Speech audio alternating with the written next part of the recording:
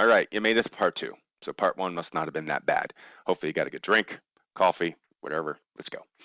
So Inkscape shapes and color appearance. I touched upon this in the previous video, but let's get a little bit deeper. So the appearance that in Inkscape, okay, in other words, the color that you see when you draw something does not limit you to what the appearance will be in Unity. You have complete control over that later on in Unity.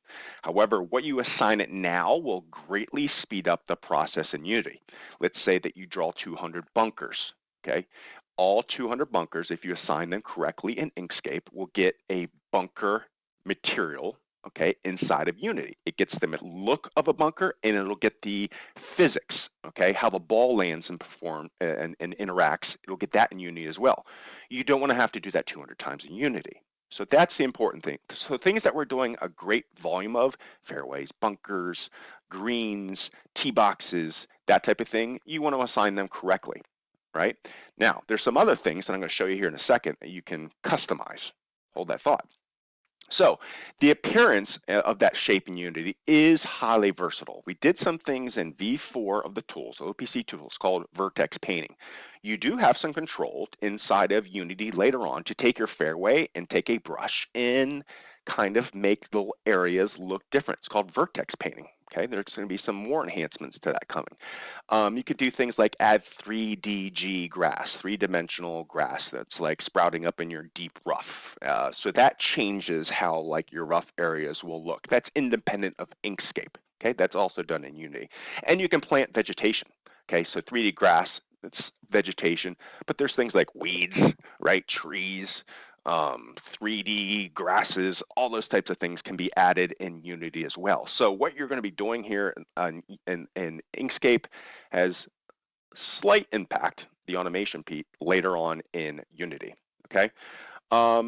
Assigning the right color also automates the behavior of the ball. So, right, when you assign something as a fairway, guess what? It's gonna, when a ball lands, it's gonna roll out nice and far on a fairway. If that's what you assigned it in Inkscape. Again, you can change all these things. If you wanted to, you can make a fairway behave as deep rough. I don't know why you would do that, so that when a ball lands, it doesn't move. No, you don't want to do that, but you can. So just because you assign something like a semi-rough in Inkscape doesn't mean you have to keep those physics or the appearance in Unity. Okay, I can't stress that enough. So you're not restricted.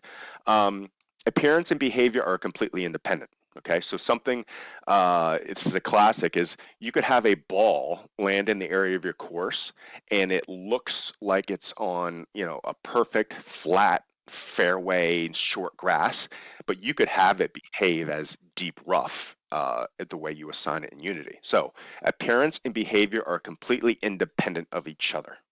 Okay, you really want to make deep rough look like deep rough because that's a good game in interaction, but you don't need to, okay? There's a lot of independence here.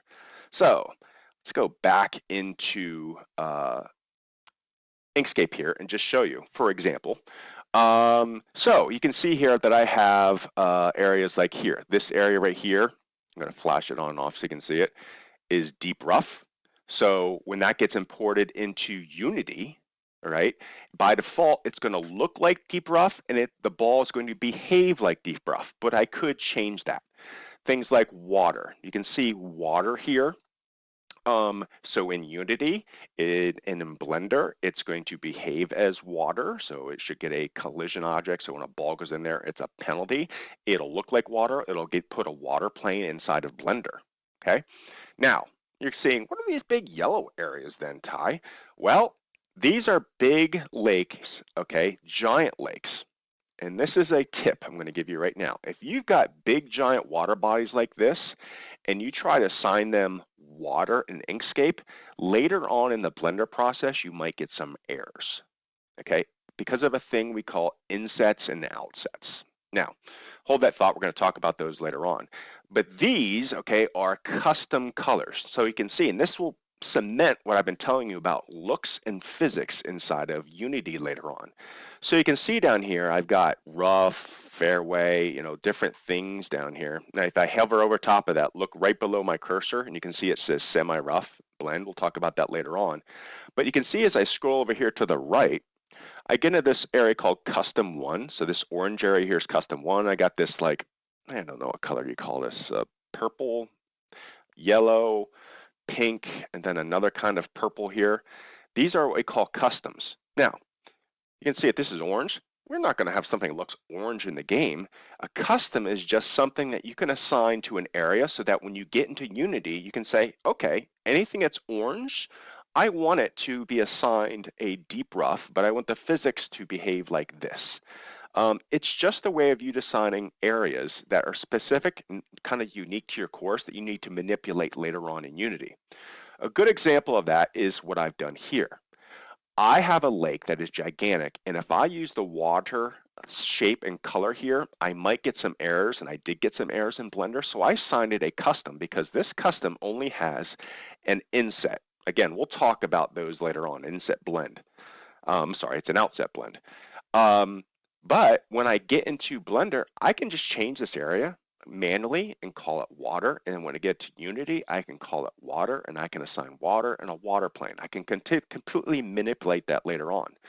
Not shown in this course, but a couple of courses I did, there's heavily wooded areas. So instead of water, maybe these are just like mountainous wooded areas that I want to assign a different material to than a normal deep rough. So this deep rough might be a grass area, but maybe this is like trees. So I want the ground to look more like leaves.